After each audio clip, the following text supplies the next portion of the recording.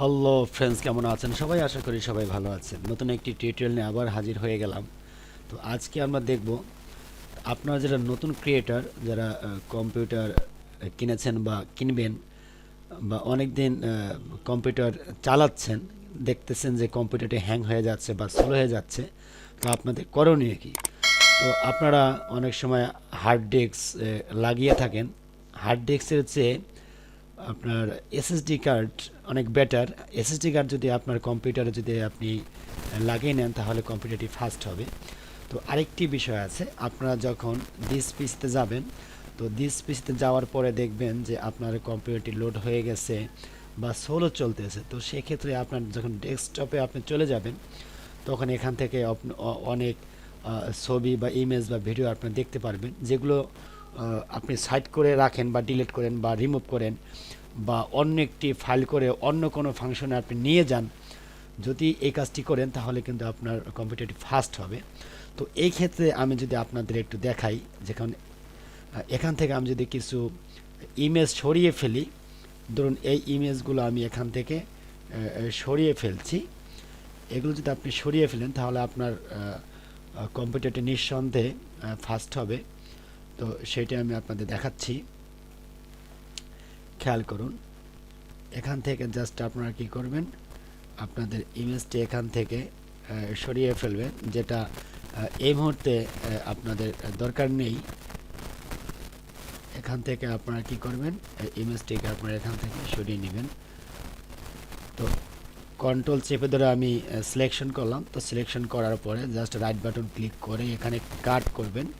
তো কাট করার পরে জাস্ট আপনি কি করবেন, আপনি কি অন্য কোনো ফোল্ডারে আপনি এটা নিয়ে যাবেন। ধরুন এখানে পিকচার আছে, পিকচারে যে জাস্ট আমি এখানে একটি কি করব, একটি ফোল্ডার ক্রিয়েট করলাম। জাস্ট এখানে লিখে দিচ্ছি যে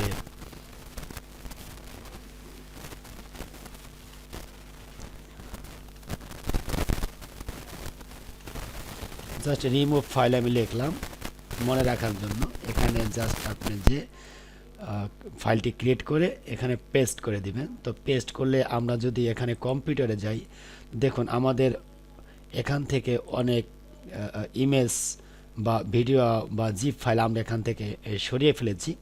যখন আপনি এই কাজটি করবেন, তখন আপনার কম্পিউটারটি নিঃসন্দেহে ফাস্ট হয়ে যাবে। অনেক ক্রিয়েটরও বিভিন্নভাবে আপনাকে দেখাবে, বাট আপনি যদি এই বিষয়টি এইভাবে কাজে লাগান, তাহলে কিন্তু আপনাদের কম্পিউটারটি দ্রুত হবে এবং ফাস্ট হবে।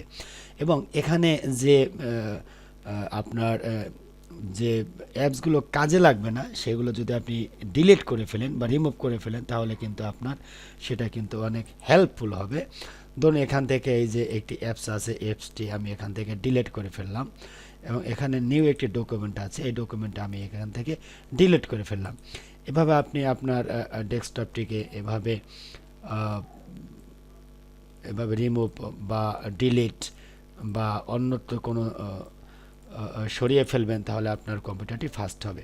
ধরুন আমার এই ছবিটাকে আমি এখান থেকে ডিলিট করে ফেললাম। তো ডিলিট করলেই হবে না, এখান থেকে আপনাকে কি করতে হবে, আপনি চলে যাবেন রিসাইকেলে। এখানে দেখুন এই যে রিসাইকেল আছে, রিসাইকেলে এখানে একটি বক্স আছে, এই বক্সের ভিতর অনেকটি আবর্জনা দেখা যাচ্ছে। তো আমি যদি এখানে ডাবল ক্লিক করি, ডাবল ক্লিক করলেই দেখবেন এখানে অনেকগুলো ইমেজ এখানে চলে এসছে।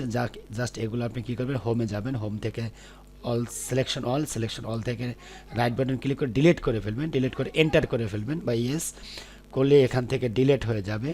যদি ডিলিট দেন, তাহলে আপনার কম্পিউটারটি এখানে ফাস্ট হবে, অর্থাৎ কম্পিউটারটি পরিষ্কার হয়ে যাবে। ওকে,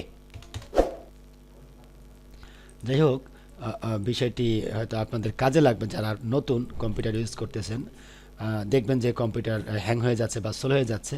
আপনারা যদি এই ট্রিক্সটা যদি অবলম্বন করেন, অবশ্যই আপনাদের কম্পিউটার ফাস্ট হবে। তো আপনারা ট্রিক্সটি ব্যবহার করে দেখতে পারেন।